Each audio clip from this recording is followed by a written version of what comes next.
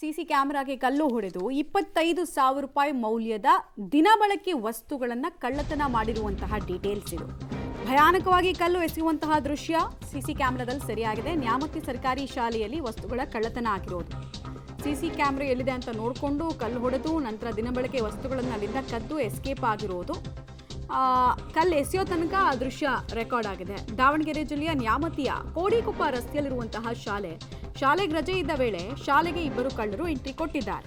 ಪಾತ್ರೆ, ತಟ್ಟೆ, ಲೋಟ, ಮಿಕ್ಸಿ ಎಲ್ಲವನ್ನ ಅಲ್ಲಿಂದ ಗುಂಡಾಂತರ ಮಾಡಿ ತಗೊಂಡು ಹೋಗಿದ್ದಾರೆ ಅಂತ ನ್ಯಾಮತಿ ಪೊಲೀಸ್ ಠಾಣೆಯಲ್ಲಿ ಈಗ ಪ್ರಕರಣ ಕೂಡ ಈ ಕುರಿತಂತೆ ದಾಖಲಾಗಿದೆ. ಸರ್ಕಾರಿ ಶಾಲೆ ಒಳಗೆ ಅವ್ರು ಎಂಟ್ರಿ ಕೊಡಬೇಕಾದ್ರೆ ಆಮೇಲೆ ಅಲ್ಲೆಲ್ಲ ಎಲ್ಲೆಲ್ಲಿ CCTV ಪಾಯಿಂಟ್ಗಳಿದೆ ಅನ್ನೋದನ್ನ ಮುಂಚೆನೇ ನೋಡ್ಕೊಂಡಿದ್ರು ಅನಿಸುತ್ತೆ. ಒಂದು ವಾರ ಅಥವಾ 15 ದಿವಸದ ಹಿಂದೆನೇ ಸ್ಕೆಚ್ ಹಾಕಿದ್ರು ಅನಿಸುತ್ತೆ. ಹೀಗಾಗಿ ಬಂದಿದ್ದಾರೆ. ಆಮೇಲೆ ಮುಖ ಏನು ಮುಚ್ಕೊಂಡಿಲ್ಲ ಆಯಿತಾ.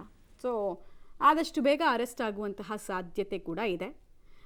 ಫಸ್ಟ್ ಆಫ್ ಆಲ್ ಕಳ್ಳತನ ಮಾಡ್ತಿರೋದು ದೊಡ್ಡ ತಪ್ಪು. ಅದರಲ್ಲಿ ತನ್ನ ಗುರುತು ಸಿಗಬಾರ್ದು, CCTVಗಳು ರೆಕಾರ್ಡ್ ಆಗಬಾರ್ದು ಅನ್ನೋ ನಿಟ್ಟಿನಲ್ಲಿ ಅದನ್ನು ಹಾನಿ ಮಾಡುವಂತಹ ಪ್ರಯತ್ನ. ಸೊ ಈತನನ್ನು ಆದಷ್ಟು ಬೇಗ ಹಿಡಿಯುವಂತಹ ಸಾಧ್ಯತೆ ಸದ್ಯಕ್ಕಿದೆ.